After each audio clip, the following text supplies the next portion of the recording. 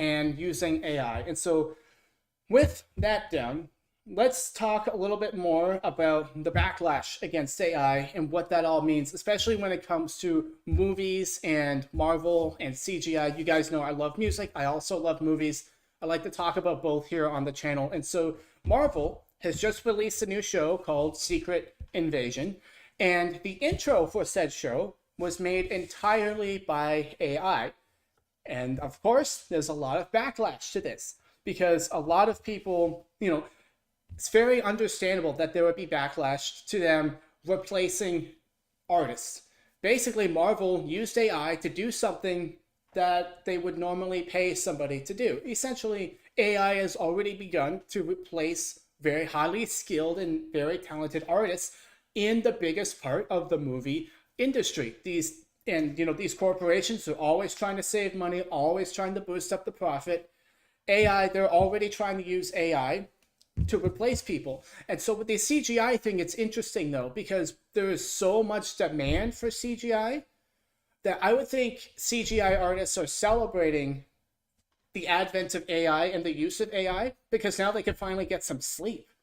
Like we've heard endless reports and complaints of a Marvel and Star Wars just grinding these CGI artists into the ground, making them work 16-hour days for months on end just to get a project to look semi-good when it gets out the front door.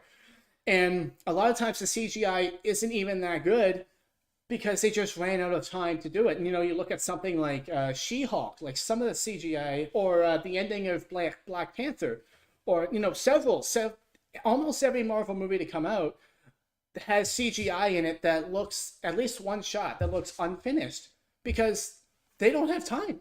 They don't have time to put all that. And so I would think that CGI artists would celebrate and go, thank God, something that we can use to speed things up.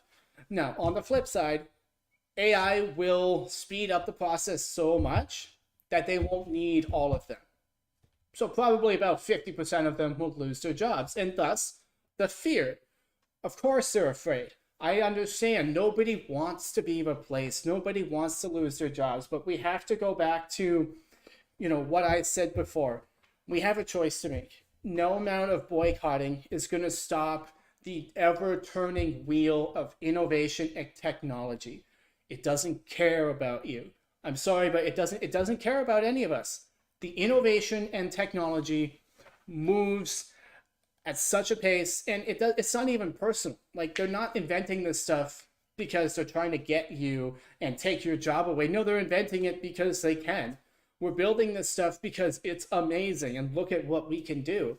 It's not a personal vendetta against any one group of people or artists. Inventing the plow, the motorized field plow, wasn't a personal vendetta against farmers who used an ox and a stick. It was just a great invention that made everything easier. The invention of cars wasn't a personal vendetta against horse and buggy drivers. It was just a great idea that made everything better. Same with airplanes, the same with computers. When they invented computers, they weren't like, oh, we're going to get rid of all of the accountants. We're going to take away 90% of the accounting jobs, and they're all going to have to go get new jobs. No, they didn't do it to replace because they had a vendetta against them. They just did it because it was awesome. And look at all of this cool stuff that we can do. So it's not personal. But again, knowing history, technology is a one-way street. Barring the apocalypse or some sort of global catastrophe, the technology is not going anywhere. We're not going to stop. And so I think artists need to see the writing on the wall.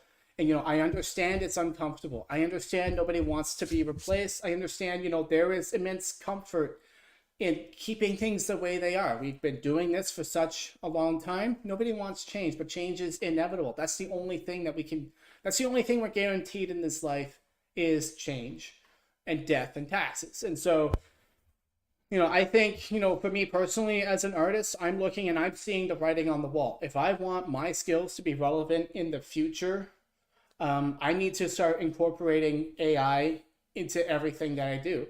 And so, AI will create new jobs. There's going to be a whole list.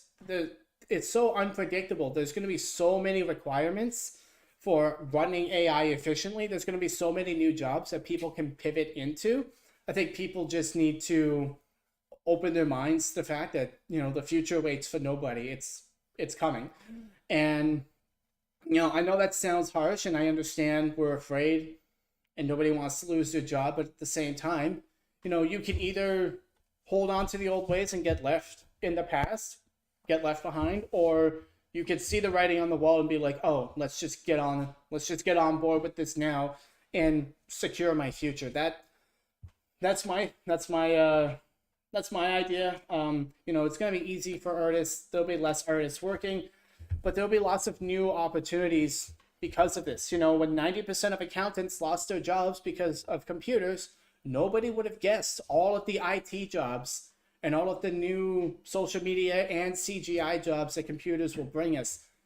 And so when all of these artists are afraid of losing their jobs to AI, I understand, but please understand that, you know, we can't guess at all of the new jobs that AI will create for those people that lose their jobs. And so I'm going to be hopeful, I'm optimistic, but also practical. Guys, we need to just start incorporating AI into our everyday lives. It's not going away. No technology ever does. And so let's just start bringing it into our lives. And so with that down, let's move on to topic number 3, which is,